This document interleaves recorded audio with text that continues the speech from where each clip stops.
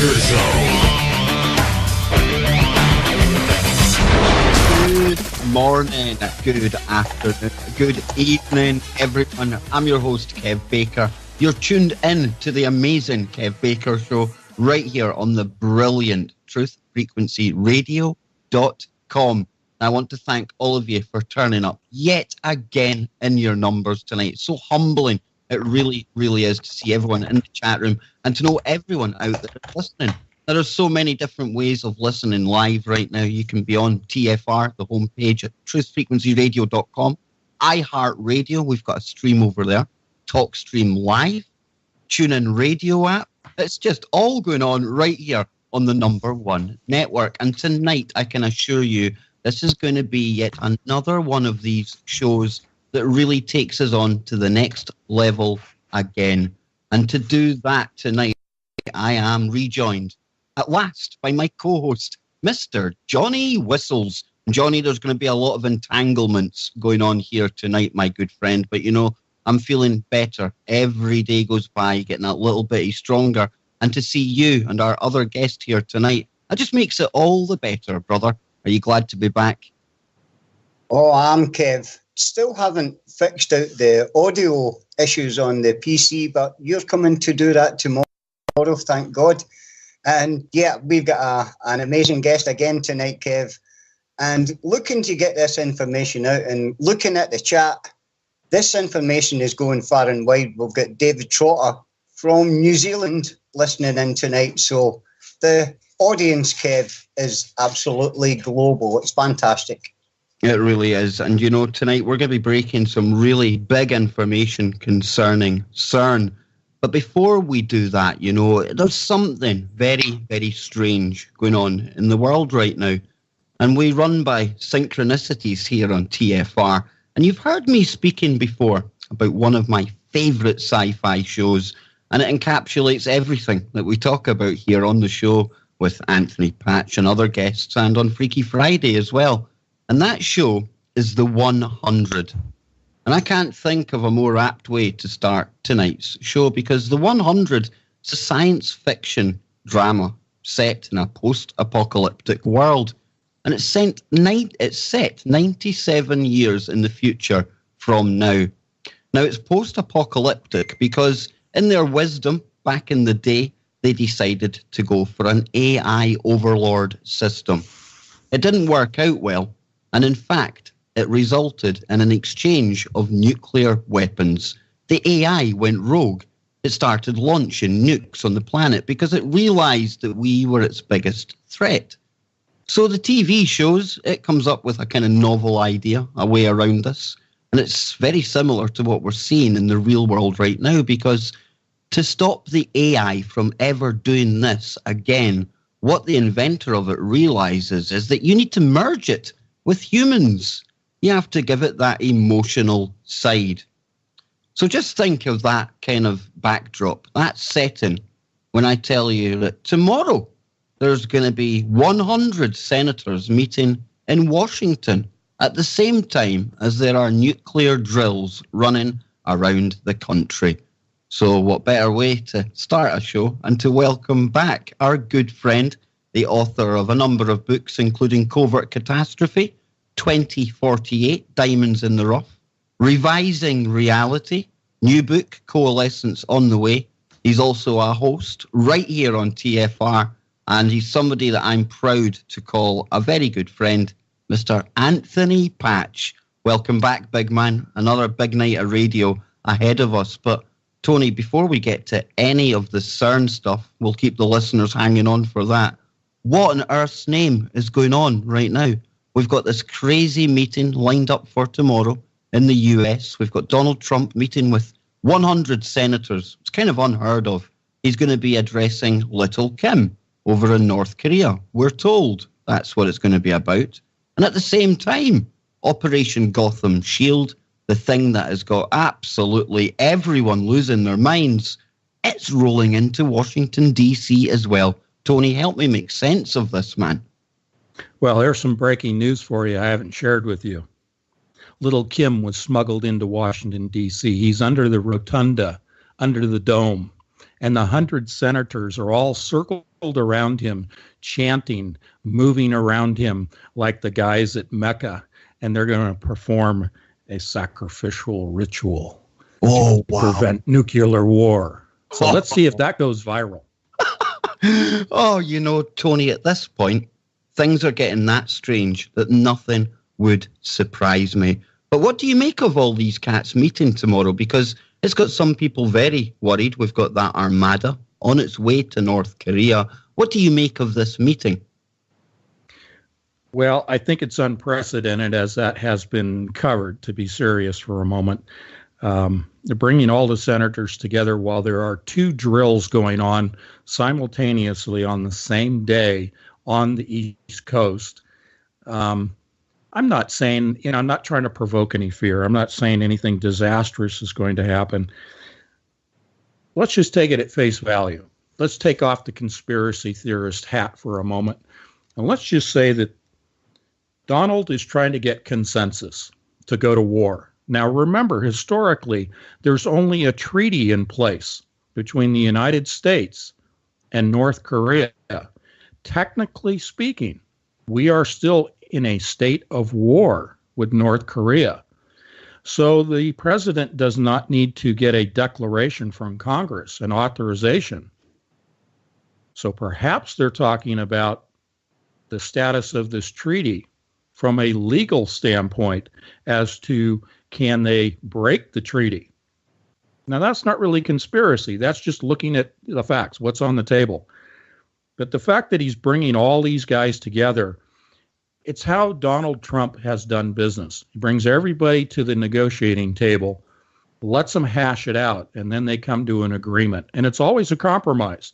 It's always a win-win. So he's looking for bipartisan support, I think, to not only work with both parties and both houses, but I think to reach an agreement between Russia and China as to how is it best for the entire world to deal with North Korea.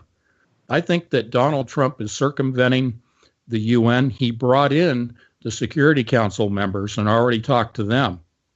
I think he's doing an end run on the UN and saying, look, we can cut a deal ourselves with Russia and China. Forget the United Nations.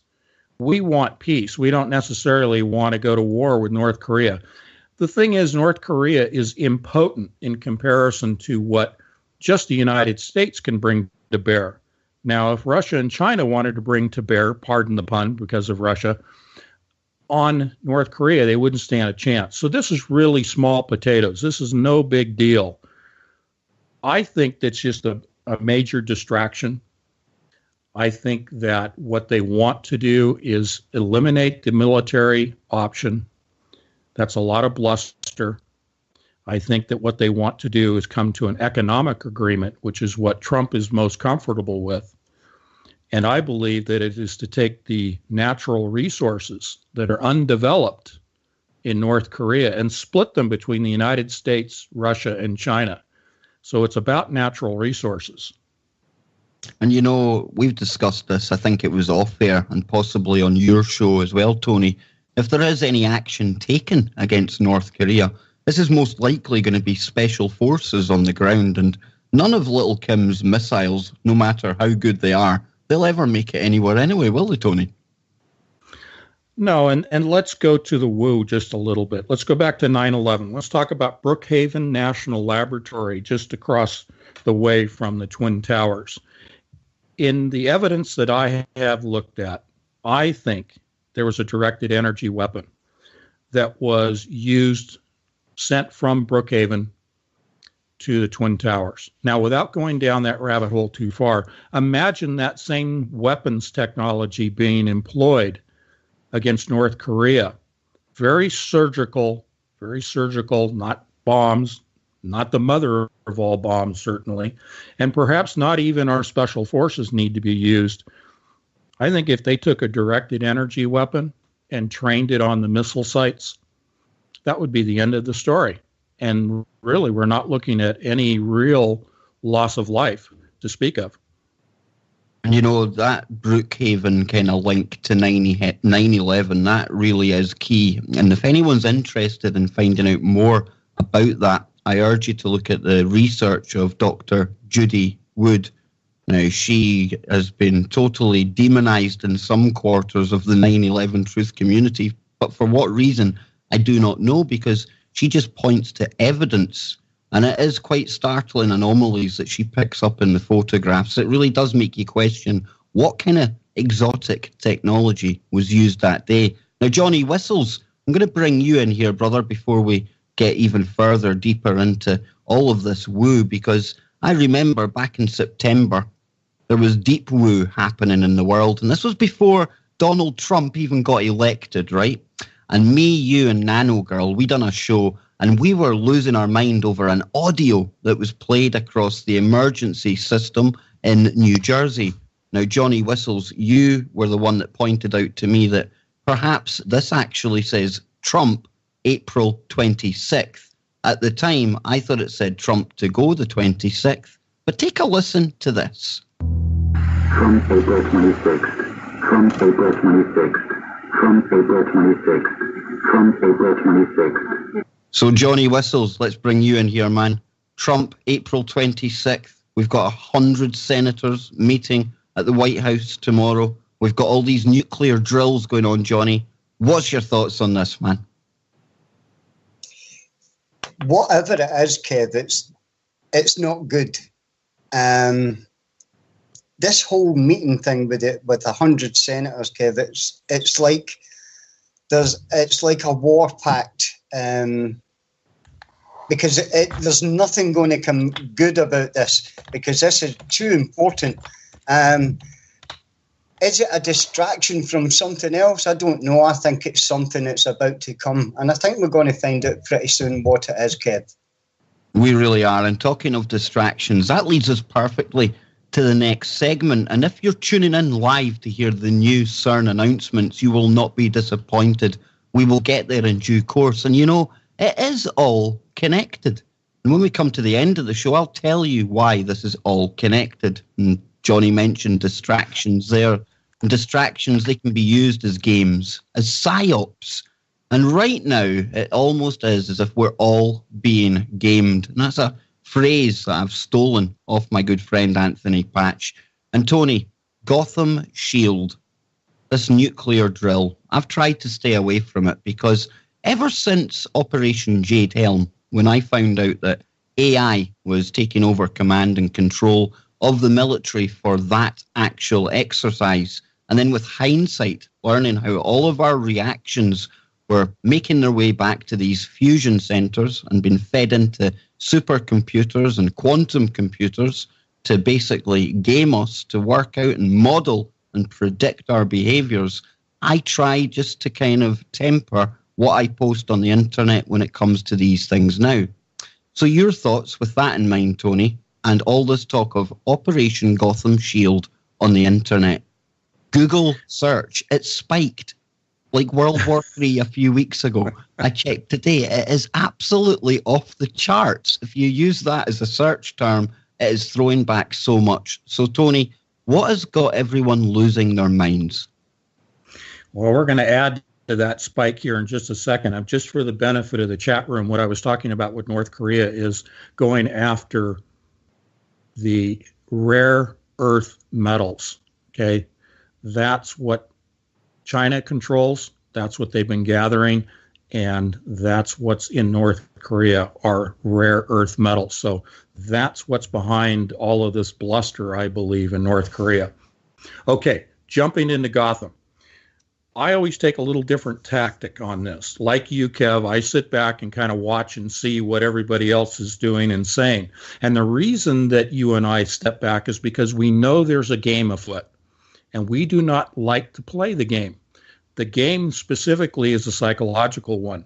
And as I always do, I drive down, I define, I go down to the finer points. I don't just make a blanket headline statement. I always dig down and show you where I come up with my conclusion. So you basically just take it to the quantum scale, Tony, like we were talking the other night. You take it right down to the very building blocks of it.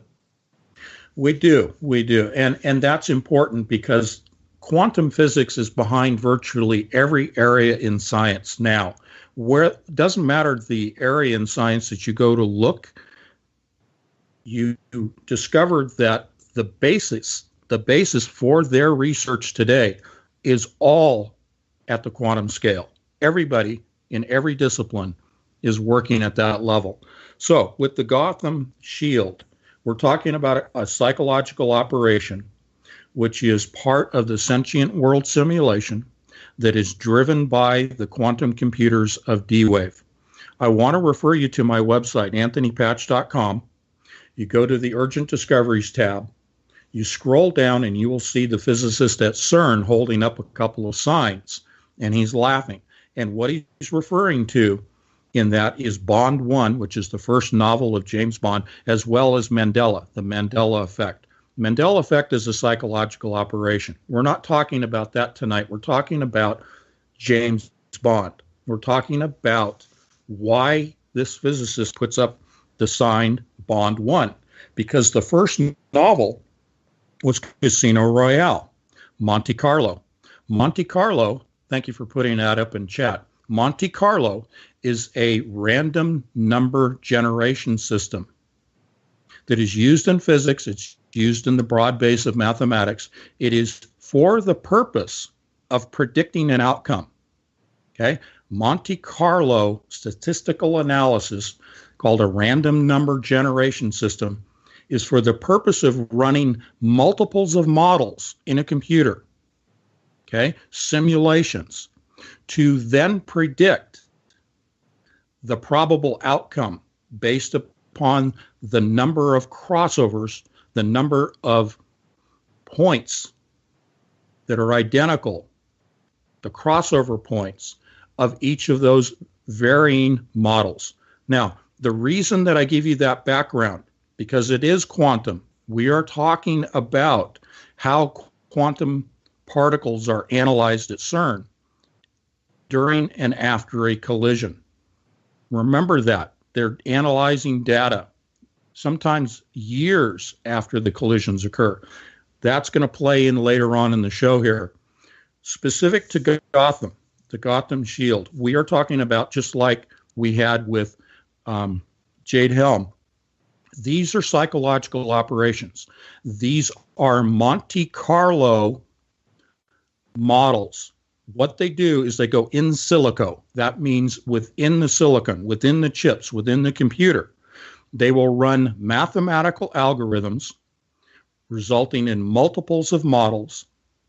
And those nexus, those crossover points where they have identical hits in the model, then determines a final model that they put together. So they run all the probabilities. They come up with what they think will be the outcome of those probabilities. And once they reach a consensus, a single model, they then go live with it. That's Jade Helm. That's Gotham Shield.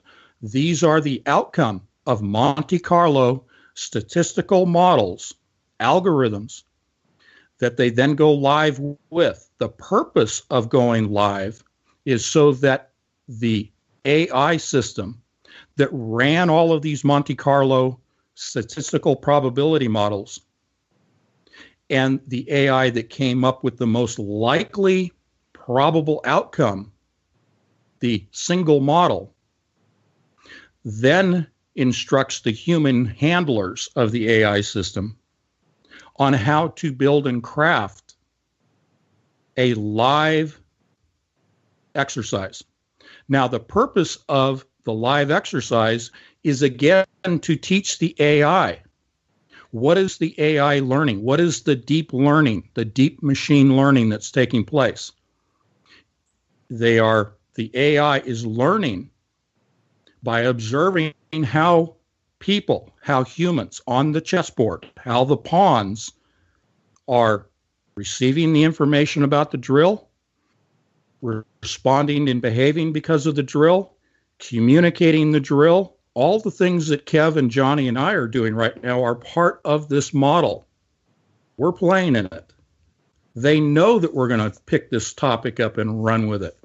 So what the AI is doing is learning our responses, human behavior modeling, algorithms. It then goes deeper into the instructions, the learning of the AI. Every time they do a drill, let me just put it in colloquial terms, the AI gets smarter. And Tony, this never ends. Yeah, go ahead. Because it keeps on feeding back on itself. It keeps on doing the drills, keeps learning, keeps modeling, keeps doing the drills, keeps learning, and it keeps going like this, doesn't it? Just like the Ouroboros, the snake in a circle that's eating its own tail. Okay, the Ouroboros represents the spiritual side of what we see going on with Gotham Shield. Okay, it's all driven by the spiritual side, but we won't get deep into that. We're focusing on the technology, and yes, it's all coming full circle. If you look at the beginnings of D-Wave's computers, they did their benchmark testing by putting together very simple, very basic algorithms predicting human behavior, human responses. If they do the pebble in the pond for the stock market and the commodities exchange, if they drop something into the matrix, they want to test how people will respond to that. They did that with the stock market and commodities. This is before they even put out their first, for sale model, their public model. All of this is about learning how our brains function. The AI is copying our brain functions. It does that through observation. It does that through stimulating the matrix through these drills and then learning again. So I'll stop there because it gets pretty deep, but go ahead, Kev. But there's been so much talk of this online, like I was saying, the whole Google spike, and just listening to Tony there, it already knew that we were going to react like this. The fact they put nuclear and drill in the same sentence for years now, it's been watching as us conspiracy analysts always point to these drills being associated with events that go live. However, that isn't always the case, but it's always interesting to note what Tony is saying here. There's a game afoot, and even us talking about it just now, it sounds like we're hypocrites because we're playing into it, Tony.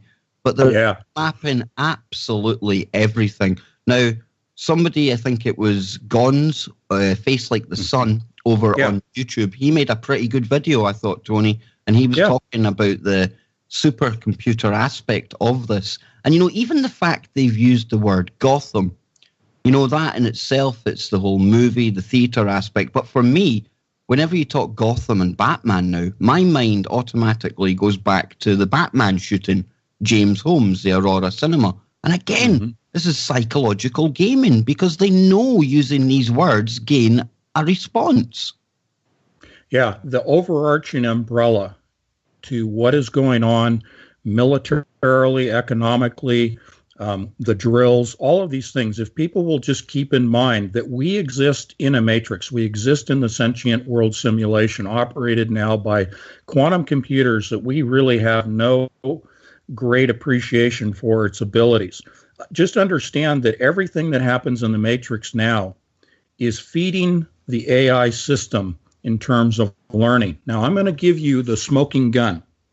I make this statement about D-Wave running the sentient world simulation and D-Wave creating in their computer systems all of these Monte Carlo methodologies of building models to predict the probable outcome or the prediction of human behavior, predicting our responses to the stimuli. Okay, we're lab rats. So I'm going to read to you a very short sentence here. Monte Carlo methods are mainly used in three distinct problem classes. Number one is optimization. Number two is numerical integration. And number three is generating draws from a probability distribution. Okay, now let me key in on the first one, optimization. Kev, you've heard me talk an awful lot about D-Wave and how they program their computers. They use optimization. It is called combinatorial optimization. Translation, they take all of the probable solutions And using quantum tunneling, they insert all of those probable solutions into parallel dimensions. And then they extract the solution from those parallel dimensions. We'll be right back. Just like Gordy Rose said, pulling back answers and results from parallel dimensions. Join us after the break when we go further, deeper down the woo hole with Anthony Patch. Stay tuned, folks. Major CERN news. This is the Kev Baker Show. There we are. We are back. We are live, and I'm your host, Kev Baker. This is the Kev Baker Show. I've got my co-host, Johnny Whistles, with me. We've got our fellow host from the network, the man behind the Anthony Patch Show, Tony Patch, and you can check out his work over at anthonypatch.com. Now, when I was promoting this show earlier on, I was talking about major new announcements coming from CERN. Now, it was CERN that first brought Mr. Patch to my attention. And here we are now, a couple of years later, still breaking the latest news. I was having a laugh with Johnny Whistles before the show. And John, you know, sometimes when myself and the Patch Man here, we team up, we're very, very bad. We get too excited. We get engrossed in the physics. And we almost forget about you, bro. We really do. But, I mean, tonight it's going to be a little bit different. We're going to keep you along with us for as long as your brain stays in your head, Johnny. So you're looking forward to all this new CERN information. And I will let you kick all of this off with Mr. Patch. You can't say fairer than that, right? No, definitely, mate. Thanks very much. But, as you say, the things that's happening at CERN just now, you were telling me today that they have found that there is actually strangelets. Now, strangelets to me are just like black holes. You know what I mean? Do you know what I mean? So this can't be very good. But Tony, just how powerful are these strangelets? I mean, they are black holes, basically, are they not? Yeah, they have, I call them the cousin to black holes. Now, black holes have never been actually proven. They're still theoretical. But the mechanism that's put forth in the theory of black holes, as most people are aware, it is the gravitational force pulling together matter and condensing it down into a single point, a very dense point, so dense and so strong with its gravity that even light is unable to escape its attraction. And go ahead. You were the very first guy that myself and Johnny and a lot of the people listening just now, you'd have been the first one we ever heard talking about these things called strangelets. And like has happened so many times in the past, the naysayers and the doubters out there, they just rubbish it right away. Doesn't exist. It's not out there. It's not in science. Don't know what you're talking about.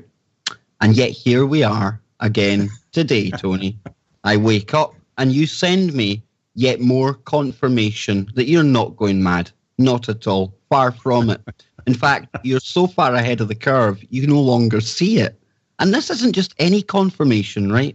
Because this is coming from CERN themselves. Now, you mentioned during the first half of the show how they use this combinatorial mathematics to work out all the collisions and get the data and stuff like that. And they've been analysing this data, Tony. And what have they confirmed? I'll let you tell the listeners. What have they confirmed for us?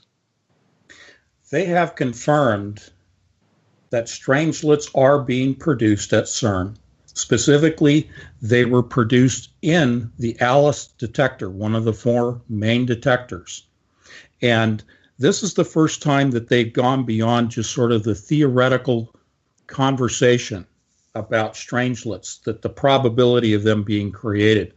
But Kev, you and I, way back in 2015, we presented the information that came out of, again, Brookhaven Laboratory, in which in August of 2015, they published a paper saying that in April of 2015, that when they achieved 10 tera electron volts, 10 TeV, that threshold, they noted that they produced successfully strangelets. Now, from that point, Cern tried to distance themselves from the whole discussion of strangelets. But yesterday they came right out and they said, oh, yes, by the way, back in run number 1, okay, that's a couple of years back. Run number 2 was last year. So they were analyzing data that came out of run number 1, which is back in 2015, okay? They finally came to the conclusion after exhaustive research of the data coming out of the ALICE collider, the ALICE detector where the collisions took place. They said, but it is the first time ever that a phenomenon is unambiguously observed in the rare proton collisions in which many particles are created. This result is likely to challenge existing theoretical models that do not predict an increase of strange particles in these events. So what they're saying there is previously the theoretical models said, no, strangelets should not be produced. However, in analyzing the data from run 1, okay, a couple of years back, they found unambiguous, okay, that's proof, observations from the collisions that strangelets were produced. And they go on to say that this opens an entirely new dimension, okay, for particle physics. Now understand, they choose their words in press releases very carefully. And when they use the word dimension, it's because they are sending a signal to those that understand the language. I have said for years that strangelets would be involved in tearing the veil, in opening the portal. This is the smoking gun. When they say it opens up a new dimension, that's code for saying that, yes, strangelets will be used for opening the portal. They go on to... And Tony, go ahead. On that, I mean, we talk about these strangelets, and although we don't really go with the Big Bang model per se, we talk about these particles that existed just the moment after that singularity, okay? Now, with that in mind, I want the listeners to take on board what Federico Antinori, a spokesman for ALICE, has said. And I say, quote, "We are very excited about this discovery. We are again learning a lot about this primordial state of matter. Being able to isolate the quark-gluon plasma-like phenomena in a smaller and simpler system, such as the collision between two protons, opens up an entirely new dimension for the study of the properties of the fundamental state that our universe emerged from." Now, just listening to that, Tony, that is like they've taken all the key points of what we've been discussing for years. Quark, gluon, plasma, primordial states, new dimensions. This is everything. It confirms everything that we've been on from the start. It really does. And again, people really thought we were, connecting dots that were not there. But all you had to do was look at the early research and look at their early goals of what they were trying to achieve and why they were building more and more powerful colliders. What were they trying to achieve?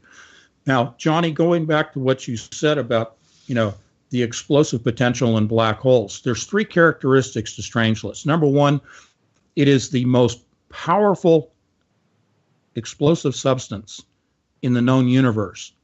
Number 2, it attracts unstable matter to it, because strangelets are stable, okay? But they attract all other matter to them, all other matter being unstable. This is the scenario in which a neutron star is formed. The other characteristic is you cannot bind strangelets. When they're produced within the collider, within the detector of ALICE, just like ALICE and the rabbit hole, strangelets plummet out of ALICE down to the core of the planet, which is where magnetically they reside in a neutral state and then begin to attract electromagnetically, not gravitationally like a black hole is theorized, but electromagnetically, they are attracting unstable particles to them. This is the shrinking of the planet down into a neutron star due to electromagnetic attraction, not gravity. Gravity is too weak of the four fundamental forces. So I call them the cousin to the black hole only because of this attraction, this neutron star scenario. And since we're talking black holes, Tony, I mean, the father of the black hole, Mr. Hawking himself, we should give him credit here as well, I suppose, because he, at the start as well, he warned that they could be creating things that would sink to the center of the Earth as well. But of course, he wouldn't call them strangelets at the time. No, he wouldn't. And he also talked about, if you open this portal, you could be creating vacuum bubbles that would envelop not only the planet, but the entire universe at the speed of light.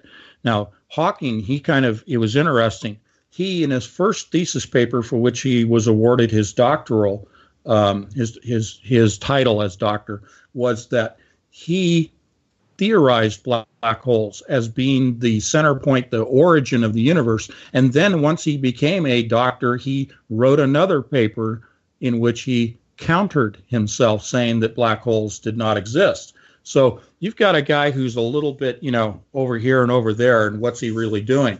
But the point here with CERN announcing that strangelets do exist, that they were produced, anytime you reach 10 tera-electron volts, and CERN in run 1 and in run 2 was hitting 13.5, sometimes 14 tera-electron volts. So they've always been over the threshold of 10 for several years. Brookhaven Labs as well, Tony. They've reached 10 tera-electron volts. So there's another producer of these strangelets.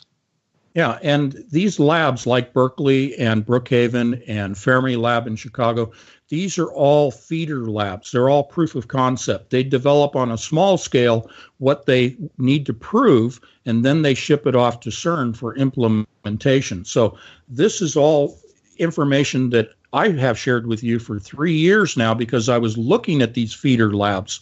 I was looking at what they were doing in proof of concept work and then understanding how it would be implemented at CERN for the purpose of this portal being open. Now, the characteristic of it being the most powerful explosive in the known universe comes from the scenario that they put forth of the Big Bang. So if we just roll with their theory, this is the primordial substance that occurred just after the moment of the bang.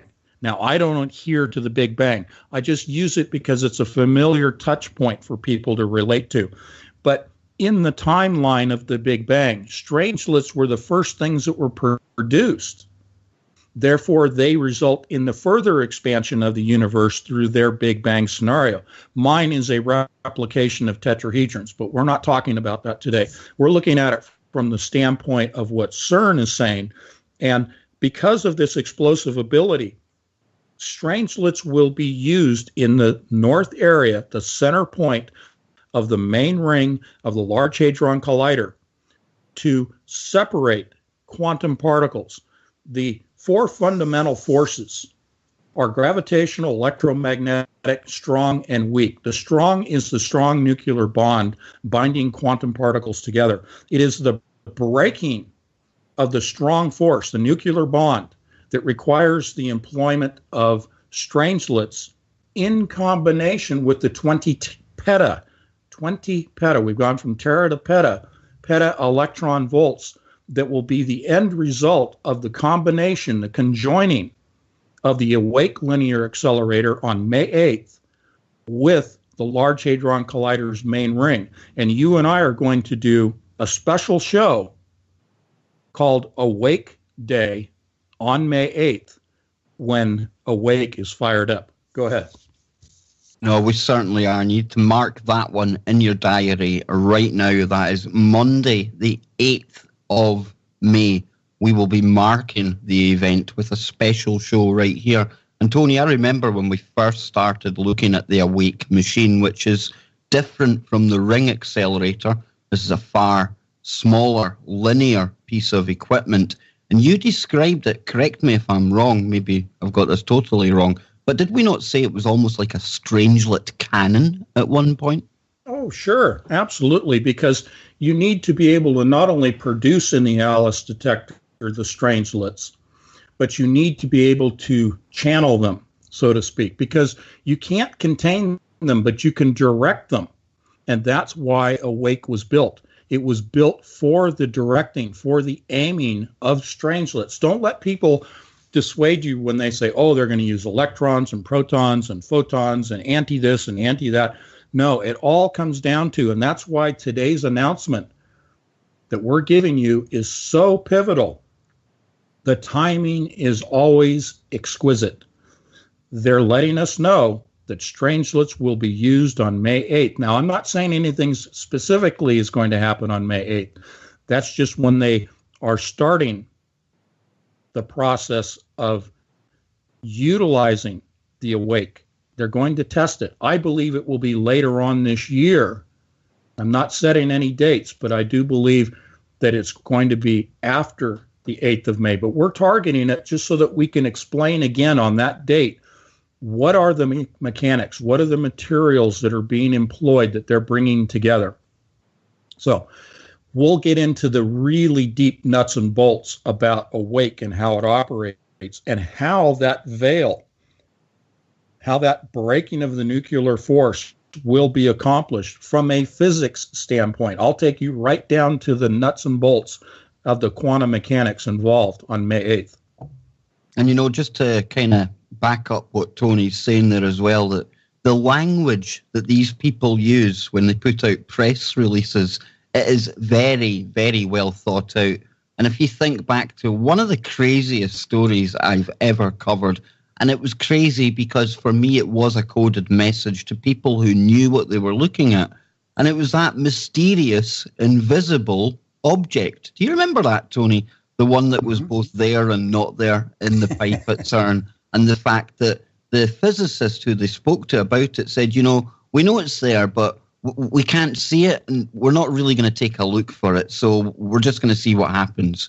And to I mean, that was butchering it there, right? But to anyone who knew anything about quantum physics, if they'd been taking a mouthful of coffee or a kind of eating food at the time, they'd have choked when they read that because it was so obvious what they were telling us. And that's why it is key that when we look at this press announcement from the CERN on their own website, and they're talking about dimensions and quark gluons and stuff like this, it's very, very important to take note, isn't it? It is. And the fact that they said that the data that they were analyzing was from run 1 and last year was run 2 tells you that there's still an awful lot of information that they have not released to the public. Understand that it is not just the 60 or so laboratories around the world that are receiving data from CERN and breaking it down, analyzing it, but all of the data goes into D-Wave's computers, because D-Wave's computers are responsible for controlling this separation, this breaking of the nuclear bond, because exactly like was telegraphed by Dr. Hawking, if you cannot control the rate of expansion at the quantum scale, it will quickly escape you. It will become a vacuum bubble due to its light speed expansion. Okay, so this is part of why quantum computers are involved with D-Wave. I said to you, and we did a couple of shows on the model 4096 of D-Wave, and they have not even released that publicly. They've only gone to the 2048. They've gone to the 2000 Q model. Not yet, Tony. Not yet. It's like we're not yet. Prophet, man. It's like we're time travelers, dude. It is. It is pretty funny because, you know, you and I have announced well ahead of time what the next model would be and approximately when it would come out. And we've been right there on top of it. And I commend you because you're one of the rare people that can keep up with me. But it just goes to show, you know, I mean, listening to you that first time, and Whistles will back me up on this, I must have sounded like a lunatic to Johnny and Joe Joseph because I was going off my head.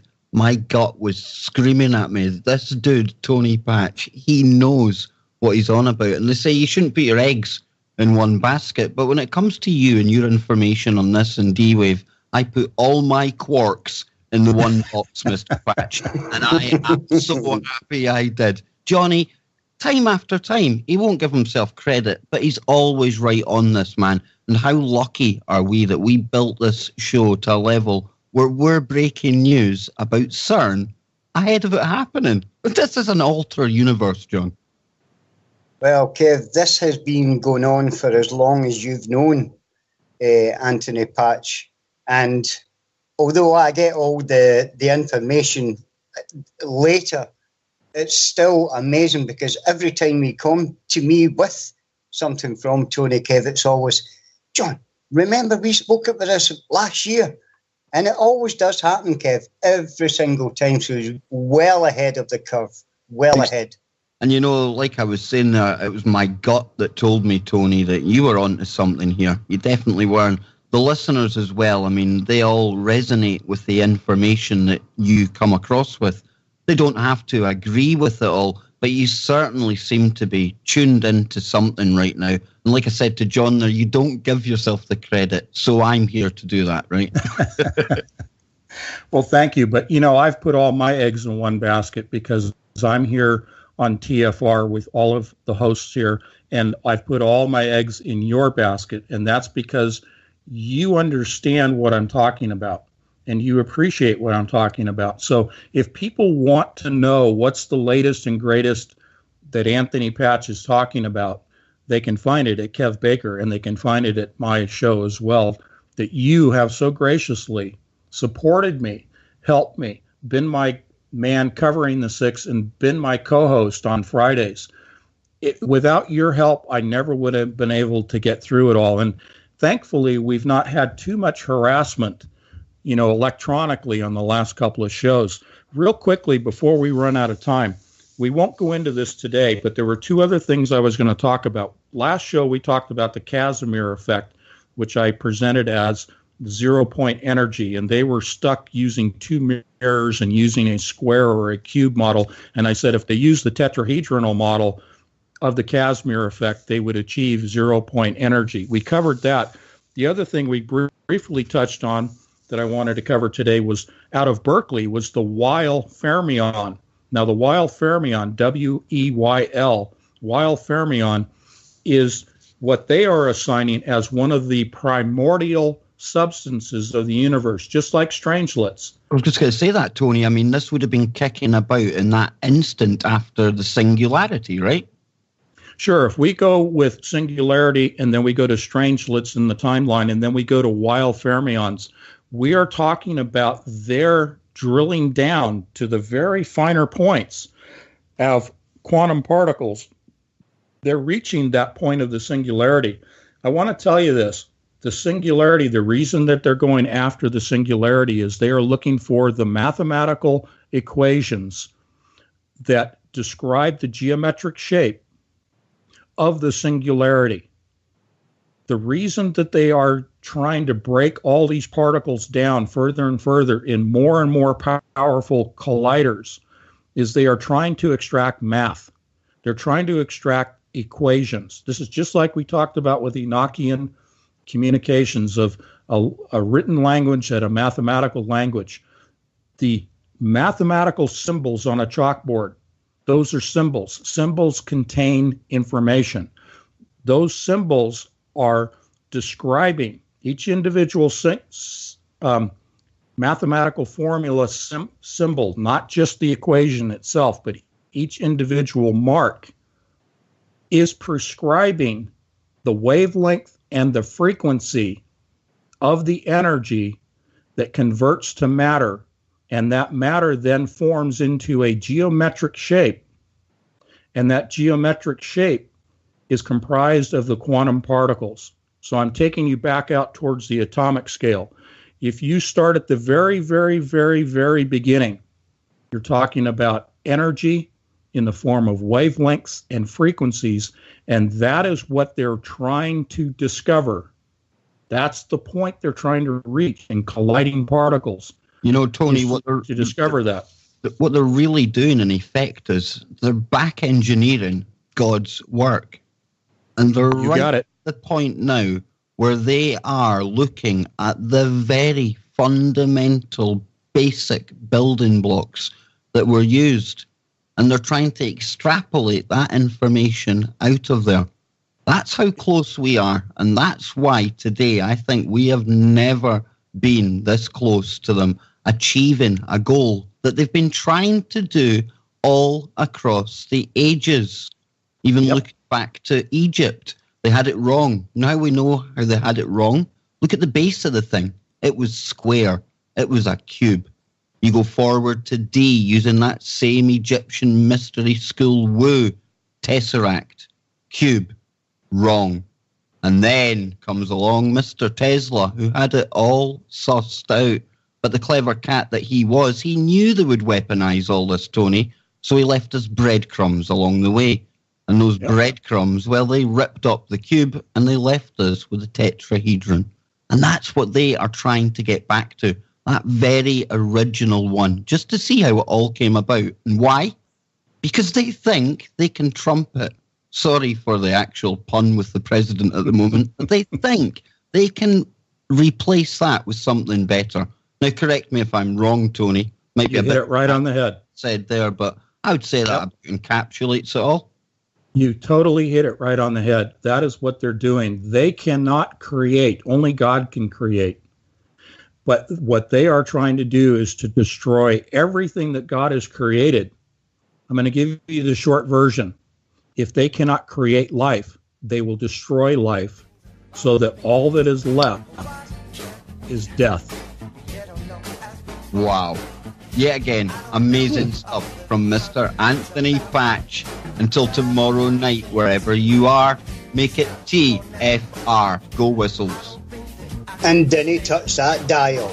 There it is. It is absolutely global. It's fantastic.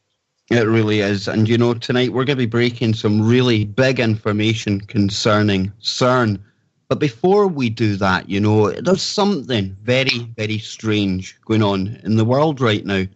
And we run by synchronicities here on TFR. And you've heard me speaking before about one of my favourite sci-fi shows. And it encapsulates everything that we talk about here on the show with Anthony Patch and other guests and on Freaky Friday as well. And that show is The 100. And I can't think of a more apt way to start tonight's show because The 100 is a science fiction drama set in a post-apocalyptic world. And it's set 97 years in the future from now. Now, it's post-apocalyptic because in their wisdom back in the day, they decided to go for an AI overlord system. It didn't work out well. And in fact, it resulted in an exchange of nuclear weapons. The AI went rogue. It started launching nukes on the planet because it realized that we were its biggest threat. So the TV shows, it comes up with a kind of novel idea, a way around this. And it's very similar to what we're seeing in the real world right now because to stop the AI from ever doing this again, what the inventor of it realizes is that you need to merge it with humans. You have to give it that emotional side. So just think of that kind of backdrop, that setting, when I tell you that tomorrow there's going to be 100 senators meeting in Washington at the same time as there are nuclear drills run this meeting. Well, I think it's unprecedented as that has been covered, to be serious for a moment. They're bringing all the senators together while there are two drills going on simultaneously on the same day on the East Coast. I'm not saying, I'm not trying to provoke any fear. I'm not saying anything disastrous is going to happen. Let's just take it at face value. Let's take off the conspiracy theorist hat for a moment. And let's just say that Donald is trying to get consensus to go to war. Now, remember, historically, there's only a treaty in place between the United States and North Korea. Technically speaking, we are still in a state of war with North Korea. So the president does not need to get a declaration from Congress, an authorization. So perhaps they're talking about the status of this treaty from a legal standpoint as to can they break the treaty. Now, that's not really conspiracy. That's just looking at the facts, what's on the table. But the fact that he's bringing all these guys together, it's how Donald Trump has done business. He brings everybody to the negotiating table, lets them hash it out, and then they come to an agreement. And it's always a compromise. It's always a win-win. So he's looking for bipartisan support, I think, to not only work with both parties and both houses, but I think to reach an agreement between Russia and China as to how is it best for the entire world to deal with North Korea. This is the Ken Baker Show. Good morning, good afternoon, good evening, everyone. I'm your host, Kev Baker. You're tuned in to the amazing Kev Baker Show right here on the brilliant truthfrequencyradio.com. I want to thank all of you for turning up yet again in your numbers tonight. It's so humbling. It really, really is to see everyone in the chat room and to know everyone out there listening. There are so many different ways of listening live right now. You can be on TFR, the homepage at truthfrequencyradio.com. iHeartRadio, we've got a stream over there. TalkStream Live, TuneIn Radio app. It's just all going on right here on the number one network. And tonight, I can assure you, this is going to be yet another one of these shows that really takes us on to the next level again. And to do that tonight, I am rejoined at last by my co-host, Mr. Johnny Whistles. And Johnny, there's going to be a lot of entanglements going on here tonight, my good friend. But, you know, I'm feeling better. Every day goes by, getting a little bit stronger. And to see you and our other guest here tonight, that just makes it all the better, brother. Are you glad to be back? Oh, I'm Kev. Still haven't fixed out the audio issues on the PC, but you're coming to do that tomorrow, thank God. And yeah, we've got an amazing guest again tonight, Kev. And looking to get this information out and looking at the chat, this information is going far and wide. We've got David Trotter from New Zealand listening in tonight. So the audience, Kev, around the country.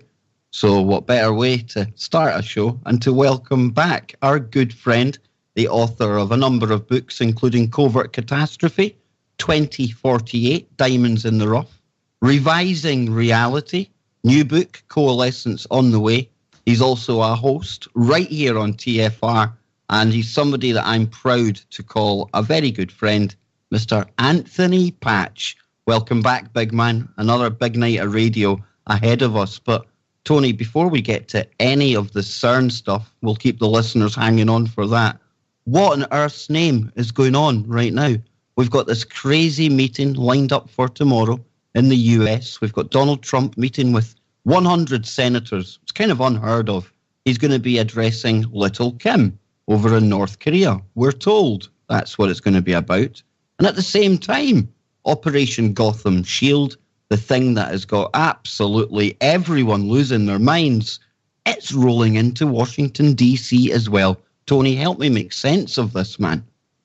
Well, there's some breaking news for you I haven't shared with you.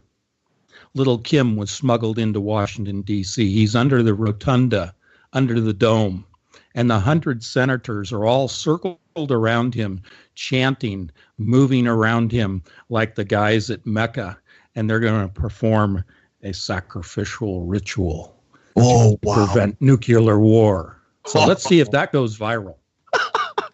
Oh, you know, Tony, at this point, things are getting that strange that nothing would surprise me. But what do you make of all these cats meeting tomorrow? Because it's got some people very worried. We've got that armada on its way to North Korea. What do you make of? I think that Donald Trump is circumventing the UN. He brought in the Security Council members and already talked to them. I think he's doing an end run on the UN and saying, look, we can cut a deal ourselves with Russia and China.